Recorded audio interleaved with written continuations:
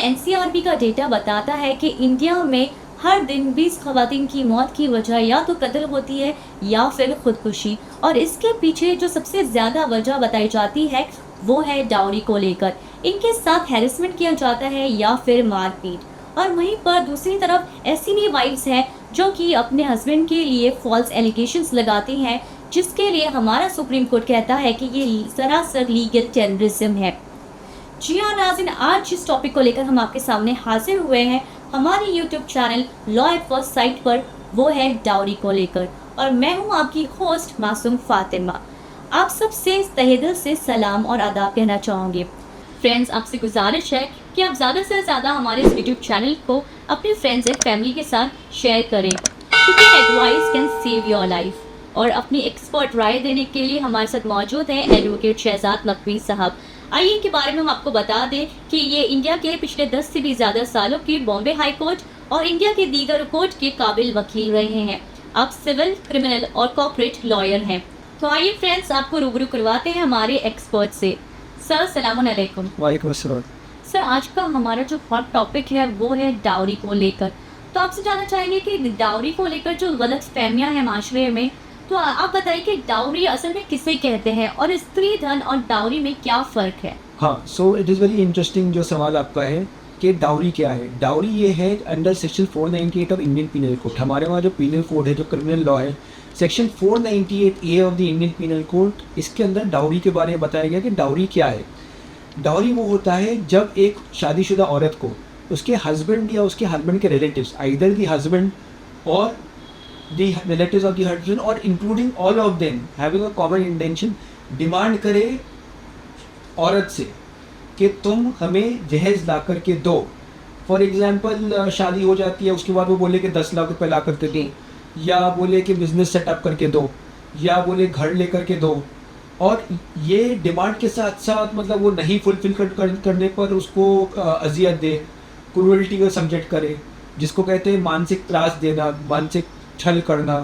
तो इसलिए डाउरी में आता है कि एक बार शादी हो जाती है तो जो घर वाले रहते हैं वो अपना डिमांड करते हैं औरत से कि आप ये लेकर के आइए, वो लेकर के आइए, और जब वो नहीं करती है फुलफिल तो उसे टॉर्चर करते हैं, ट्रॉमेटाइज करते हैं, प्रेशराइज करते हैं, सही से उसके साथ सुमुख नहीं करते। Broadly this is what 498 talks about dowry. तो दूसरा आपका जो क्वेश्चन था स्त्रीधन। स्त्रीधन तो वो होता है जो गिफ्ट्स मिलते हैं किसको, वाइफ को।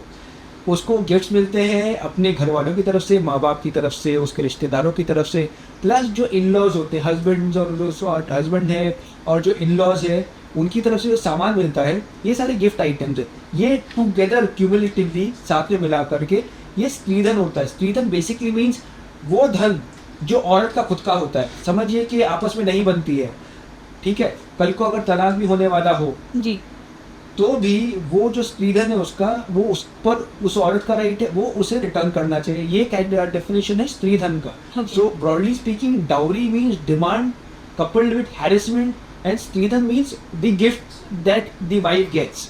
So this is what it is.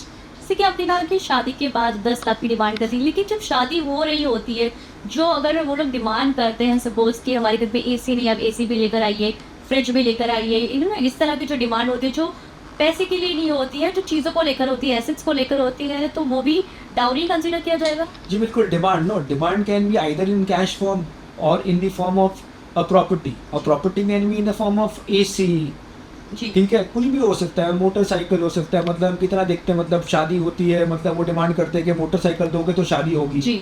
आपने मतलब हिंदुस्तान के, मतलब अब तो कम हो गया, लेकिन पहले यही होता था कि मतलब बाइक मिलेगी तो शादी होगी, गाड़ी मिलेगी तो शादी होगी।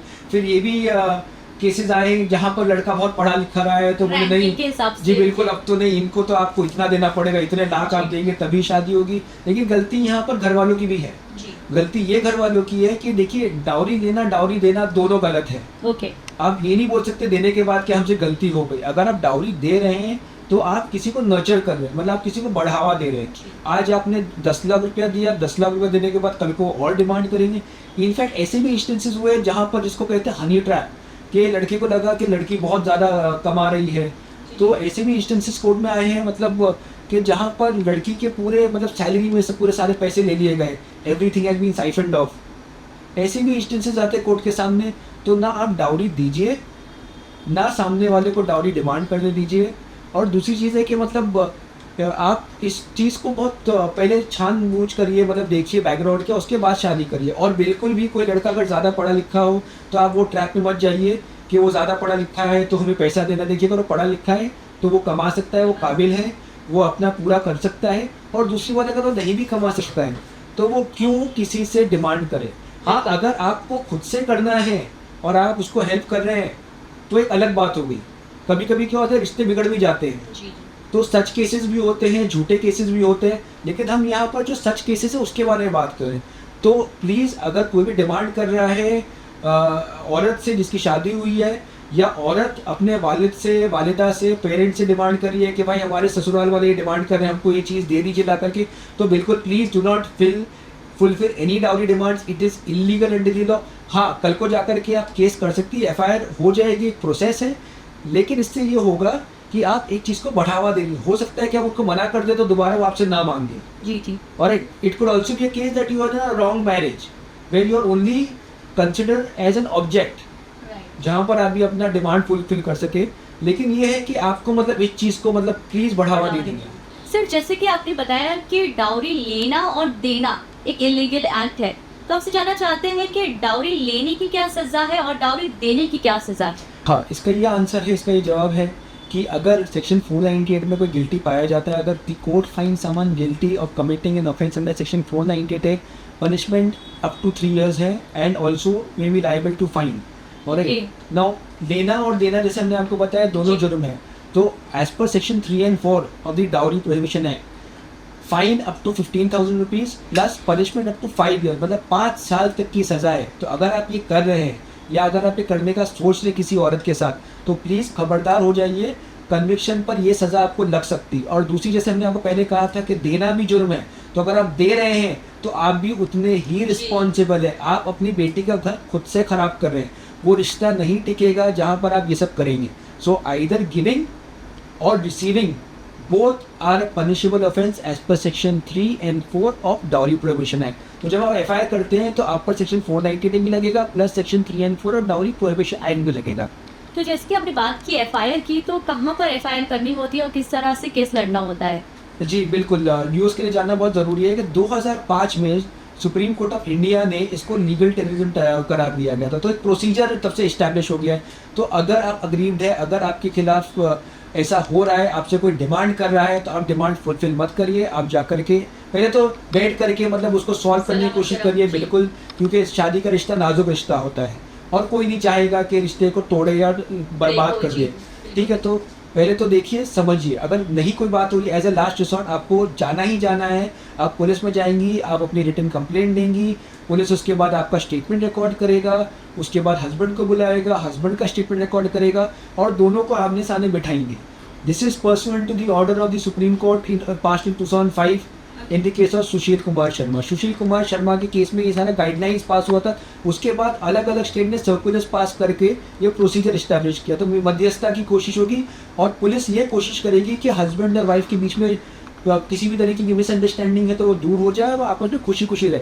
अगर ये प्रोसेस करने के बाद अगर इशू नहीं सॉल्व होता है, अगर उन लोग सेटल नहीं करते, फिर एफआईआर रजिस्टर होगी। एफआईआर रजिस्टर होगी, उस केस में आपके जो इन लॉज है और हस्बैंड ने उनको जा करके एंटिसिपेटरी बेल देना पड़ेगी। अगर अरेस्ट हो गए तो जाकर के बेल देना पड़ेगी, लेकिन अरेस्ट होने से पहले, क्योंकि ये 3 साल तक की सज़ा है और dowry prohibition basis of FIR they will be arrested. Yes बिल्कुल, बट इसमें एक चीज़ और है, बिफोर अरेस्ट 3 साल की सज़ा है 498A में, सेक्शन 3 and 4 में 5 साल की सज़ा है।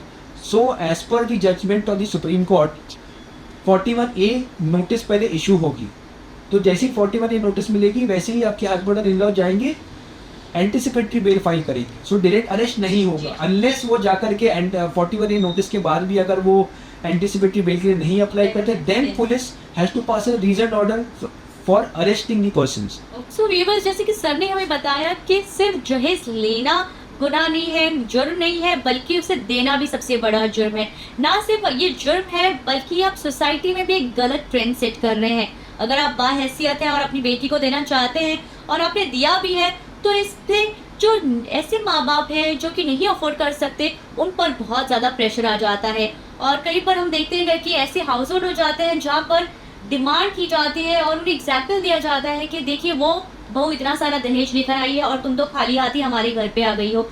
तो ऐसी खवातीन के साथ बहुत फिजिकल अब्यूज़ किया जाता है और मेंटल अब्यूज़ किया जाता है। फिजिकल अब्यूज़ तो भी प्रूव किया जा सकता है, इट इज़ विजिबल कि आप पर अब्यूज़ हुआ है, लेकिन मेंटल अब्यूज़ का क्या, उसे किस तरह से कोर्ट में प्रूव किया जा सकता है? देखिए, एक तो होता है डॉक्यूमेंट्री एविडेंस लॉ में, एविडेंस एक्ट में one is a documentary evidence, the other is a oral evidence. So this is very interesting. Oral evidence as per section 3 of evidence act, section 3 evidence act के उसको oral evidence court जो है consider करती है। मतलब एक औरत जाकर के एफआईआर करती है, एफआईआर करने का चार्जशीट फाइल होती है, उसके बाद कोर्ट में मैटर रखा जाता है। जी। Now the test before the court is to ascertain the truth. Court का काम है कि सच्चाई पता लगा बियॉन्ड रीजनेबल डाउट, और जो भी एक सामान्य आदमी जिसको सच समझेगा कोर्ट को वो पैरामीटर फॉलो करके फैसला सुनाना होता है। तो एज पर सेक्शन 3 आप जाकर के ओरल एविडेंस देंगे। ओरल एविडेंस अगर आपका सामने वाला कॉन्ट्रडिक्ट नहीं कर पाया तो that will be evidence before the court of law and undeniable evidence, जिसको कोर्ट कंसिडर करेगा and pass an order accordingly. अब दूसरी चीज़ ये है कि मतलब अगर कोई किसी को डाउरी दे रहा है और वो कंपेयर कर रहे हैं कि इसने इसको इतना दिया, जैसे हमने बताया देना भी गलत है, लेना भी गलत है, तो आप इस चीज़ में मत पड़िए। दिस इज़ अ ट्रैप, आप इसके बाहर निकलिए, आप एक सभ्य समाज के आप हिस्सा है। So don't fall for all these things. खुशी खुशी रहिए, ऐसे रिश्ते बना रहिए जहाँ पर ये सारी चीज़ें होती है। सबसे अच्छा रिश्ता मत तोड़िए, आप लोगों को बिठाइए, आप लोगों को समझाने की कोशिश करिए। कितनी बार ये भी होता है, हमने देखा है कि लोग बदल जाते हैं, लोग सुधर भी जाते हैं, लेकिन अगर कोई सुधार नहीं है तब जाकर के आप लॉ को जो है वो हेल्प कीजिए, लॉ को मोशन में सेट करिए और अपने आप को इस चीज़ से बचाइए। और ये जो आपने सफ़र किया है, अगर आप उस चीज़ के खिलाफ लड़ेंगे तभी जाकर के आपको सुकून मिलेगा, वरना आप जिंदगी भर मतलब उसी चीज़ में मतलब आप परेशान जीते रहेंगे कि हमारे साथ ऐसे हुआ था। अक्सर हम देखेंगे कि जैसे आपने कहा कि 498 का गलत फ़ायदा भी उठाया जाता है और फॉल्स अक्यूजेशंस भी लगाए जाते हैं, तो ऐसे में जो हस्बैंड्स हैं वो अपने आप को कैसे सेव कर सकते हैं? जी बिल्कुल, ये सवाल तो मतलब सुप्रीम कोर्ट के सामने भी आया 2005 में। सुशील कुमार शर्मा, ये केस था मतलब सुप्रीम कोर्ट के सामने। तो 17 सितंबर 2005 को सुप्रीम कोर्ट ने इस पर फैसला सुनाया और सुप्रीम कोर्ट ने बोला कि इतने हद तक 490 का मिसयूज़ हो रहा है, that this amounts to this tantamount to legal terrorism. ये एग्जैक्ट वर्ड है। ये कहा कि ये लीगल आतंकवाद हो रहा है जो औरतें कर रही हैं। कौन सी औरतें जो मिसयूज़ कर रही हैं, क्यों, कौन से बेसिस पर? डेटा के हिसाब से जो 490 के केसेस चार्जशीट के बाद कोर्ट में जाते हैं, 80% केसेस में अक्विटल होता है। आप समझ सकते हैं इतना बड़ा डेटा था सुप्रीम कोर्ट के सामने। तो 2005 में कहा, रिसेंटली कलकत्ता हाई कोर्ट ने, आपको ताज्जुब होगा, एग्जैक्ट सेम वर्डिंग यूज़ की है जस्टिस शुभेंदु सामंता साहब ने कभी 23 जुलाई 2023 में। उन्होंने कहा that misuse of 498 tantamount to legal terrorism. तो अगर आप वो हैं जो शादी का रिश्ता तोड़ना चाहते, किसी तरह अपने आप को मतलब रिश्ते से बाहर निकालना चाहते हैं, सबसे ज़्यादा शॉर्टकट तरीका लोगों को लगता है कि आप एक एफआईआर करेंगे, उसके बाद चार्जशीट फाइल होगी, सामने वाला इज्जतदार घराने से होगा तो वो बोलेगा ठीक है, कंसेंट लेते हैं, बिल्कुल कंसेंट लेते हैं, ठीक है, आपको तलाक चाहिए, आपको तलाक भी देते हैं और मामले को यहीं रफा दफा कर दीजिए। कोई भी इज्जतदार आदमी वो ये नहीं चाहेगा कि कोर्ट में जाकर के उसे खड़ा रहना पड़े, पैरवी करना पड़े। इसका मतलब ये नहीं है कि उसने गुनाह किया है, लेकिन वो इज्जत के नाते वो प्रेशर जो आता है ना, ये कि आप जाकर के, आप एक अच्छी फैमिली से बिलोंग करते हैं, किसी ने आप पर झूठा एफआईआर कर दिया, आप जाकर के कोर्ट के सामने एंटीसिपेटरी बेल के लिए आप खड़े हो गए या बेल के लिए आपको अरेस्ट कर दिया कि आप जेल में, मतलब कितने ऐसे भी केसेस हैं जहाँ पर लोगों ने सालों जेल में बिताए हैं। इनफैक्ट जब 1980s में जब ये आया था उस टाइम पर हकीकत केसेस भी थे, उस टाइम पर भी झूठे केसेस थे। उस टाइम तो ये होता था कि खाली अपने शौहर के खिलाफ केस नहीं करती थी औरत, शौहर के खिलाफ, ससुर के खिलाफ, सास के खिलाफ, सिस्टर इन लॉ के खिलाफ, ब्रदर इन लॉ के खिलाफ, उनके बच्चों के खिलाफ, माइनर बच्चे भी अरेस्ट हुए हैं। तो आपको ताज्जुब होगा। तो ये जहनियत मत रखिए, बिकॉज ये समाज को ख़राब कर रहा है। आपको नहीं रहना है किसी रिश्ते में, आप सेटलमेंट करके आप ख़त्म करिए। लेकिन क्या होता है जब हस्बैंड बोलता है कि मुझे डिवोर्स नहीं देना है, नेक्स्ट स्टेप क्या होता है, भाई लीगली हम कैसे करें? That is why legal terrorism के प्रेशर आ रहा है ना सामने वाले पर, सामने वाला खौफ में आ गया। जब आप किसी को कब टेरराइज करते हैं, आप सामने वाले हस्बैंड को तब टेरराइज करते हैं कि वो इज्जतदार आदमी, इज्जतदार फैमिली वो चीज़ से इतना खौफ खा जाती है कि वो टेरराइज हो जाते हैं। भाई हम पर तो ये आतंकवादी हमला हो गया, ये हमले हो रही है, सुप्रीम कोर्ट का जजमेंट है, जैसे हमने आपको बताया था। तो ऐसे मत करिए, क्योंकि क्या होगा, मतलब आप इससे तो निकल जाएंगे but you are doing something wrong. ये मिसयूज हो रहा है, ये आपके फेवर में था। आपने क्या किया कि कि आपने वो जो इनोसेंट था उसको प्रेशराइज कर दिया, जाकर के एफआईआर कर दिया, और उसके बाद कंसेंट कॉशिंग होती है कि मतलब अगर हस्बैंड रजामंदी दे देता है तो एफआईआर भी खत्म हो जाएगी, उसमें कंसेंट फाइल होता है कि डिवोर्स भी दे देंगे, ये भी दे देंगे, चाइल्ड रहता है तो चाइल्ड की कस्टडी का भी उससे फैसला हो जाए। तो एक अंग्रेजी में वर्डिंग है क्विड प्रो क्यो सोल्यूशन, मतलब शॉर्टकट सोल्यूशन, ठीक है, झटपट सोल्यूशन। तो ये क्या लीगल एडवाइस ही मिलती है इनको भी। तो जब को ऐसी लीगल एडवाइस मिलती है कि आप ये करेंगे तो ये हो जाएगा, ये हो जाएगा, बड़े तरीके से ना आपको फैमिली कोर्ट में जाकर के डिवोर्स प्रोसीडिंग्स लड़नी पड़ेगी, डिवोर्स में सालों लगते हैं मैरिज पर। तो ये करने से ज़्यादातर मैटर ऐसे ही सेटल हो जाते हैं, रिश्ते ऐसे ही टूट जाते हैं। Marriages are breaking at a very fast pace because of misuse of 498। और एक चीज़, अगर आपने 498 किया है किसी पर, अगर आप हस्बैंड प्रेशर में नहीं आया और अगर ये मैटर पूरा चला और उसके बाद अगर हस्बैंड को अक्विटल होता है तो legally you have committed cruelty on husband.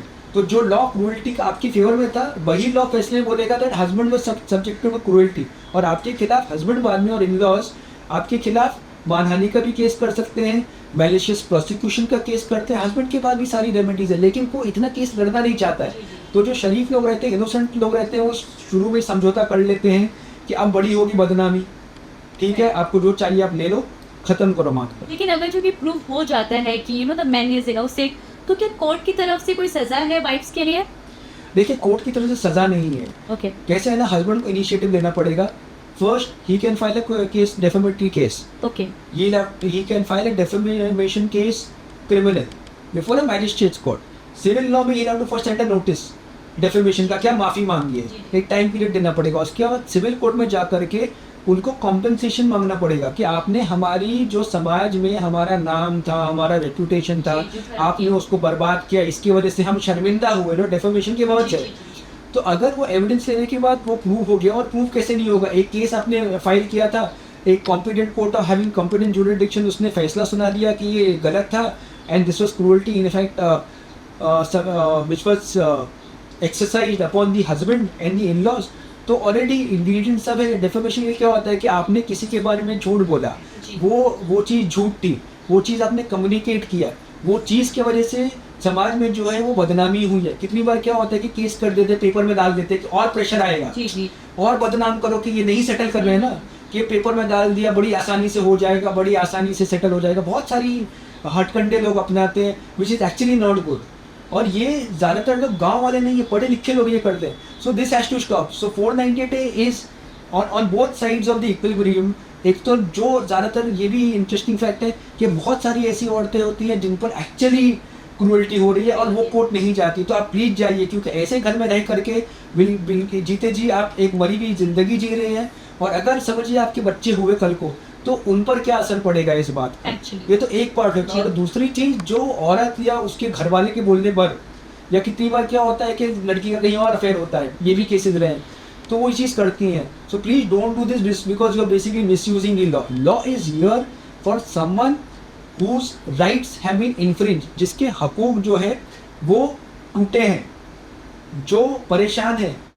परेशान आदमी के लिए कानून है, परेशान करने के लिए कानून नहीं है। कानून आपको इसके लिए नहीं है कि हम ये करेंगे तो रो पड़ेगा और वो कोने में बैठ करके मतलब वो गिव अप कर देगा, तो ये मत करिए। ये कानून आपको इस चीज़ की इजाज़त नहीं देता है, और कॉन्सिक्वेंसेज भी बहुत सीवियर है इसमें मिसयूज किया। तो जैसे कि सर ने हमें बताया कि किस तरह से 498 का मिसयूज हो रहा है, और ये अक्सर हम देखते हैं शहरों में, लेकिन वहीं पर हम रूरल एरियाज में ये भी देखते हैं कि किस तरह से डाउरी को लेकर आज भी खवातीन शिकार बन रही हैं, उन पर हैरेसमेंट होता है और अब्यूज़ होता है। तो सर आपसे हम ये जानना चाहते हैं कि इन केसेस में कितना वक्त लगता है, और किस तरह से खवातीन जो ये केस लड़ रही हैं वो सारा जो खर्चा उठाती हैं वो किस तरह से कर सकती हैं? बिल्कुल, जैसे हमने अभी आपको बताया था कि प्रोसेस क्या है। पहले आप जाकर रिटन कंप्लेंट देंगी, उसके बाद मीडिएशन होगा, उसमें समझिए एक अंदाज़न 2-3 महीने उस पर चले जाते हैं। उसके बाद एफआईआर होता है, एफआईआर के बाद जो एंटीसिपेटरी बेल है या बेल है उसकी फॉर्मेलिटीज़ होती है। उसके बाद कोर्ट में चार्जशीट पड़ती है। समझिए लगभग इसको 1 साल लग सकता है चार्जशीट पढ़ने के लिए, कोई मतलब हार्ड एंड फास्ट रूल नहीं है उसके लिए। उसके बाद चार्जशीट पड़ गई तो उसके बाद पूरा एक प्रोसीजर ऑफ लॉ रहता है। उसके बाद औरत को वकील नहीं करना रहता है, वो कर सकती है, कर सकती है, लेकिन केस कौन चलाता है? सरकारी वकील चलाता है। तो आपको इसमें लीगल एड की भी ज़रूरत नहीं है, सरकारी वकील आपका पूरा केस चलाता है, आपको एक पैसा खर्चा करने की जरूरत नहीं। हाँ, आप अपने अपनी तरफ से एक इंडिपेंडेंट लॉयर कर सकती हैं, देखिए That is your court, choice. जी बिल्कुल, कोर्ट लेकिन उसको ये बोलेगी कि आप सरकारी वकील को असिस्ट करेंगे, आप उनको सपोर्ट करेंगे, आप केस नहीं चला सकते। चलाएगा तो सरकारी सरकारी वकील ही, because even your lawyer can not step into the shoes of the public prosecutor because that is not permissible as per the code of criminal procedure. यानी कि यहाँ पर भी गवर्नमेंट आपकी हेल्प कर रही है, कानून आपकी मदद कर जी। रही है कि जो एक्चुअल केसेस है, जो राइट केसेस है, जो फॉल्स अक्यूज नहीं केसेस है, उसमें आपकी मदद की जाएगी। बिल्कुल नहीं, वो कोई भी केस हो, सारे केसेस में जो है सरकारी वकील चलाता है, बिकॉज जो क्रिमिनल प्रोसीजर कोड है, जो क्रिमिनल लॉ का जो प्रोसीजरल कानून है, जी। उसके तहत सरकारी वकील ही चलाता है ये केस। एफआईआर के केसेस होते हैं, इसको बोलते हैं वारंट केसेस। वारंट केसेस जो है वो सरकारी वकील चलाते हैं, और एक बार चार्जशीट फाइल हो गई, उसके बाद चार्जेस फ्रेम होते हैं, लगभग फिर भी कोई केसेस 2-3 साल में भी डिसाइड हो जाते हैं, क्योंकि क्रिमिनल लॉ थोड़ा फास्ट होता है, फैसले जल्दी आते हैं, लेकिन इसमें कितना टाइम लग सकता है ये नहीं बता सकते, लेकिन अंदाजन 2-3 साल में फैसला आ जाता है।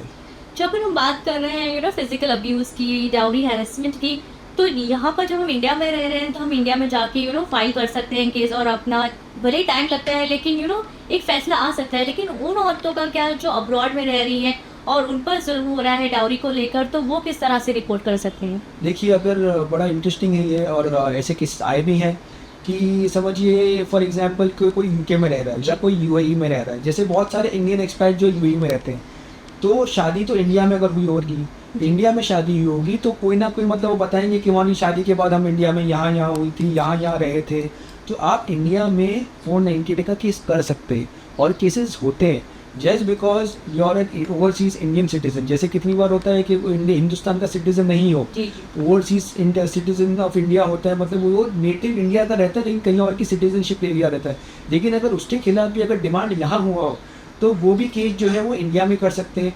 सपोज कोई फॉरेनर है जी, ओसीआई भी नहीं है, प्लेन नहीं, ब्लैंकेट फॉरेनर है, और तो भी अगर डिमांड यहाँ पर हुई है तो 498 का केस यहाँ हो सकता है। 498 doesn't specify that only a citizen of India or a person who's living in India can file, और इसके लिए कोई टाइम पीरियड नहीं है, देयर इज नो लिमिटेशन, क्योंकि 498 का जो ऑफेंस होता है वो कंटिन्यूस ऑफेंस होता है। ऐसा नहीं हुआ है कि आपको 10 साल पहले अगर आपके साथ डिमांड हुआ था तो आप 10 साल के बाद नहीं कर सकते, अगर वो कंटिन्यू हुआ था कभी भी कर सकते हैं, so there is no time period also. और अगर आप फॉरेनर भी हैं और अगर आप बाहर एक्सपैट हैं, मतलब है हिंदुस्तान के लेकिन आप हस्बैंड और वाइफ आप लोग बाहर काम कर रहे हैं, या आपके हस्बैंड काम कर रहे हैं और आप उनके साथ वहाँ रह रही है, या आप यहाँ रह रही हैं और हस्बैंड वहाँ रह रहे हैं, वो भी आप 498 यहाँ पर कर सकती है। पहले ये होता था कि जहाँ पर शादीशुदा घरों मैट्रिमोनियल हाउस हो वहीं जाकर के आप कंप्लेंट करिए। सुप्रीम कोर्ट ने इसको भी बहुत फ्लेक्सिबल कर दिया, औरत के लिए बहुत आसान कर दिया कि नहीं, आपको कहीं नहीं भटकना है, जहाँ पर आप रह रही हैं वहीं पर आप जाकर के उसी पुलिस स्टेशन में जाकर के आप एफआईआर कर सकती है। कितनी बार क्या होता है कि सपोज उसने एफआईआर की जाकर के हादसा, वो शादी हुई समझिए मुंबई में फॉर इंस्टेंस, और डिमांड हुआ दिल्ली में, तो दिल्ली जाकर के एफआईआर नहीं करना पड़ेगा, 0 एफआईआर मुंबई में ली जाएगी, उसको ट्रांसफर कर देगी पुलिस, कहाँ पर? दिल्ली में। तो बहुत सारी फ्लेक्सिबिलिटी। अभी तो ये हो गया कि भले दिल्ली में हुआ लेकिन एफआईआर भी यहीं और केस भी यहीं चलेगा। तो बहुत प्रोग्रेशन हुआ है, कोर्टों ने भी समझाया कि हमको औरतों को नहीं परेशान करना है, वो बेचारी पहले से बेबस है, अब उसको दौड़ाएंगे भटकाएंगे तो वो she become more traumatised, more stressed out, और कोई मतलब हारा हुआ है, परेशान है, उसको तोड़ेगी नहीं कानून, कानून तोड़ने का काम नहीं करती है, कानून मजबूती देने का काम करती है। Law is there to help you, law is there to strengthen you provided you seek assistance of law. Sir, जैसे कि हमने देखा कि लॉ का यूज़ भी है एंड मिसयूज़ भी है, तो वहीं पर अगर कोई खातून पुलिस स्टेशन जाती है अपनी कंप्लेंट दर्ज कराने के लिए, तो उस वक्त पुलिस किस तरह से पता लगा सकती है कि कि ये केस जेन्युइन है? देखिए, अमूमन क्या होता है कि जैसे मैंने आपको बताया था कि एक औरत जाती है, जाकर के अपनी कंप्लेंट रजिस्टर करती है, रिटन कंप्लेंट रहती है, उसके बाद उस खातून का, उस औरत का स्टेटमेंट रिकॉर्ड किया जाता है, उसके बाद हस्बैंड को बुलाया जाता है, हस्बैंड का स्टेटमेंट रिकॉर्ड किया जाता है। अच्छा, उसके बाद मीडिएशन का प्रोसेस होता है, अगर मीडिएशन फेल हुआ इंटरेस्टिंगली तो फिर एफआईआर होती है। इन्वेस्टिगेशन इसमें अमूमन होती नहीं है, जो चार्जशीट फाइल होती है, चार्जशीट क्या होती है, इज दी फाइनल रिपोर्ट कि इन्वेस्टिगेशन हो गई, उसके बाद पुलिस को के पास ये मटीरियल है जो कोर्ट में पेश करती है। 498 में क्या मटीरियल रहता है, जो स्टेटमेंट औरत देती है पुलिस को वो रहता है, जो विटनेसेस जो स्टेटमेंट देते हैं वो रहता है, हस्बैंड का जो बेल के जो फॉर्मेलिटीज़ होते हैं, एंटिसिपेटरी बेल और बेल, या तो बेल रहेगा तो उसके ये सारे डॉक्यूमेंट जो होते हैं वो चार्जशीट का हिस्सा होते हैं। इसके अलावा ज़्यादातर केसेस में ना वो एरिया में जाते हैं, ना वो नेबर्स से पूछते हैं, ना किसी तरीके की इन्वेस्टिगेशन होती है, ना किसी तरीके की स्क्रूटनी होती है। जैसे समझिए कि एक चीटिंग का केस हो गया, जिसके लिए कोई गया, हमारे साथ चीटिंग हुई है, तो पुलिस जो है बाकायदा इन्वेस्टिगेट करती है कि भाई चीटिंग हुई है कि नहीं हुई है। उसके बाद जब चार्जशीट फाइल होती है तो उसमें बैंक डिटेल भी आता है, ये भी आता है, वो आता है, मतलब कॉन्क्रीट एविडेंस आता है। 498 में खाली आपको ज़्यादातर स्टेटमेंट्स मिलेंगे। तो अगर वो मिसयूज़ है तो कोई भी औरत जाकर के किसी के खिलाफ भी एफआईआर कर सकती है। एफआईआर होना लगभग तय है। बहुत रेयर होता है जहाँ पर पुलिस एफआईआर नहीं लेती है, वरना अमूमन 498 में it's a normal setup procedure, informal procedure के औरत की कंप्लेंट आ गई है, अगर सेटलमेंट नहीं हुआ है तो केस तो बनना ही है आपके खिलाफ। फिर ये आपकी लड़ाई है अगर किसी के खिलाफ झूठा केस हुआ है, और अगर किसी के खिलाफ सही केस हुआ है तो आप झेलो जो आपने किया था। बराबर। तो जैसे कि आपने देखा कि आपने कहा कि औरत जाती है और अपना शिकायत दर्ज करती है, लेकिन क्या ऐसे कर सकते हैं कि जो वाइफ है उसकी जो घर वाले हैं वो जाकर शिकायत दर्ज करें उनके बिहाफ पर, और जो औरत है वो ना जा सके? देखिए, it's a very nice question, बहुत अच्छा सवाल पूछा आपने। एफआईआर जो होती है 154 section 154 of the code of criminal procedure 1973 उसके हिसाब से होती है। वो प्रोविजन ऑफ लॉ है जो जिसके हिसाब से FIR is set into motion. Now who can set an FIR into motion? An FIR can be set into motion by the victim or by the relative of victim or any person who receives the information first. It even could be a police officer.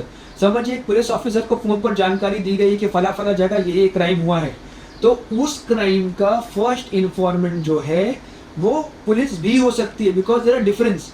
एक होता है complainant जी, एक होता है first informant. Complainant कौन होता है? खुद विक्टिम। अगर एफआईआर में कंप्लेनेंट ने खुद दिया है एफआईआर तो the FIR registered by the complainant, मतलब कंप्लेनेंट ने विक्टिम ने खुद कंप्लेंट दिया है। लेकिन लॉ में दूसरा टर्म है first informant. First informant can be any person who is having knowledge of the commission of crime, and that knowledge can be through direct communication and also through communication bye means of telephone. Now you have mobile phone, तो ये communication किसी third person को हुआ है या ये communicate किया गया है किसी पुलिस ऑफिसर को। फॉर इंस्टेंस सपोज जैसे डाउरी डेथ होती है, 304B डाउरी डेथ। समझिए जब एक हस्बैंड और वाइफ थे, औरत की डेथ हो गई, तो पड़ोसियों ने जाकर के पुलिस को बताया। पड़ोसी फर्स्ट इन्फॉर्मेंट बन गया, पुलिस को जाकर बताया कि हमको झगड़े की आवाज़ सुनाई देती थी, हमको डिमांड की आवाज़ सुनाई देती थी। तो हस्बैंड इंस्टेंटली अरेस्ट होंगे, बिकॉज यहाँ पनिशमेंट 7 ईयर से ज़्यादा है, तो 41 नोटिस का सवाल नहीं आता है। In this case an FIR under section 304B along with 498A including other sections of the Indian Penal Code ये अट्रैक्ट होगी, और ये बहुत सीरियस ऑफेंस होता है। ये है कि वो इमीडिएट अरेस्ट होंगे and it's a severe punishment also. लेकिन ये नहीं है कि ज़्यादातर इस टाइप के केसेस भी सही होते हैं। वो कोर्ट ऑफ लॉ पर है, कोर्ट ऑफ लॉ एविडेंस को, तथ्यों को लेकर के वो डिसाइड करती है, लेकिन ये प्रोसेस से गुजरना पड़ता है। लेकिन ये भी है कि जिस औरत के साथ इस तरीके का असल में होता है, आप ये सोचें कि उस आदमी को कितनी भी सज़ा मिल जाए, आप किसी की ज़िंदगी जो आपने ले ली है वो आप वापस नहीं ला सकते। See you can not replace life. Life कोई मशीन नहीं है कि आपने ये फ़ोन यूज़ किया, ये ख़राब हो गया, हमने एप्पल ले लिया, एप्पल ख़राब हो गया, हमने दूसरा कोई ले लिया, नहीं है ठीक है बटन वाला फ़ोन ले लिया। ज़िंदगी एक बार ख़त्म हो गई ना, तो आप किसी के दिल की धड़कन है वो कब्र में से निकाल करके या किसी को चिता को निकाल करके आप दिल उसका मतलब पंप करके आप नहीं जगा सकते। तो बिल्कुल कोई भी अगर इस तरीके का किसी और पर मतलब सोच रहा है कि मतलब अजियत दे करके, क्रूएल्टी करके, यही तो 498 बोलता है कि औरत को डिमांड के साथ साथ क्रूएल्टी, मतलब इस तरीके की क्रूएल्टी कि मतलब वो आत्महत्या कर लेती है। इट्स सुसाइड करने का राइट नहीं है। अच्छा, इसमें भी है जो औरतें ऐसा सोचती भी है कि आप इस तरीके की हरकत करें, प्लीज़ आप इस तरीके का मत करिए, कानून आपके लिए है, आपको परेशान क्यों होना है, जो आपको सता रहा है उसको जेल के अंदर डालिए ना जी। आप क्यों अपने आप को फांसी, बिल्कुल क्यों फांसी का फंदा अपने पर डालिए, सामने वाले पर डालिए ना। सर आखिर में आप चाहेंगे कि आप हमारे व्यूअर्स को डाउरी रिलेटेड मैसेज दें? देखिए, एक ही मैसेज रहेगा कि अगर आपके साथ डिमांड हो रहा है, अगर आपको क्रूएल्टी फेस करनी है आप, तो प्लीज़ आप फैमिली मेम्बर्स को डालिए बीच में। अगर उससे भी सॉल्व नहीं होता है तो आप जाकर के एफआईआर करिए। लेकिन अगर आपके खिलाफ डिमांड नहीं हुई है, आप प्रेशर में डालना चाहती सामने वाले को, तो प्लीज़ मिसअंडरस्टैंडिंग के बेसिस पर किसी के खिलाफ केस मत करिए। शादीशुदा जो रिश्ता होता है बड़ा नाजुक रिश्ता होता है, इसको संभाल के रखने की कोशिश करिए। Try to make marriage, don't try to make marriage unless you have a genuine case जहाँ पर आपको डिमांड हुआ है and all efforts have failed to change the behaviour of your husband and or your in-laws. If this does not happen, then please take recourse to law, because you cannot call yourself a victim if you want to victimize yourself further. See, law is there for you, but law will not come to your house. आपके घर पर नहीं आएगा कानून कि चलिए आइए court में चलिए केस चलाते हैं। तो आपको देखना है, और आपको अगर ऐसा आपके साथ नहीं हुआ है तो आपकी जिम्मेदारी बनती है, it's your moral responsibility not to harass innocent people, one. Second, not to spoil your relationship, because एक बार अगर आपने झूठे बेसिस पर कर दिया तो आपकी शादी अगर आप टिकाना भी चाहती होगी तो फिर नहीं टिकती। ऐसे बहुत केसेस आए कोर्ट के सामने। That is my message to the viewers. Thank you sir, बहुत बहुत शुक्रिया। आई एम श्योर जो भी आपने मैसेजेस दिए हैं हमारे इस प्लेटफॉर्म के थ्रू, हमारी जो नाज़रीन है उस पर गौर व फिक्र ज़रूर करेंगे। तो व्यूवर्स, यहाँ पर हमने देखा कि किस तरह से लॉ हमारी फलाई, हमारी बेहतरी के लिए है, तो इसका मिसयूज़ ना करें। जैसे कि हमने 498 एक केसेस में देखा है कि किस तरह से लॉ का मिसयूज़ किया गया है। हम आपसे चाहेंगे कि जो वाकई जुल्म सह रहे हैं, जिन पर जुल्म हो रहा है, उनको ये कहना कि जुल्म ना सहे, क्योंकि जहाँ पर जुल्म करना सबसे गलत बात है, वहीं पर जुल्म सहना भी गुनाह है। और आपसे भी गुजारिश है, अगर आप चाहते हैं कि कोई भी लीगल मैटर्स के बारे में मालूमात हासिल करना, तो आप हमें वो कमेंट करके बता सकते हैं। लेकिन उससे पहले जाते जाते हम आपसे गुजारिश करना चाहेंगे कि हमारे चैनल को लाइक, शेयर एंड सब्सक्राइब करना ना भूलें, और हमारे सोशल पेजेस को भी लाइक और शेयर करें। टिल देन, टेक केयर, खुदा हाफिज़।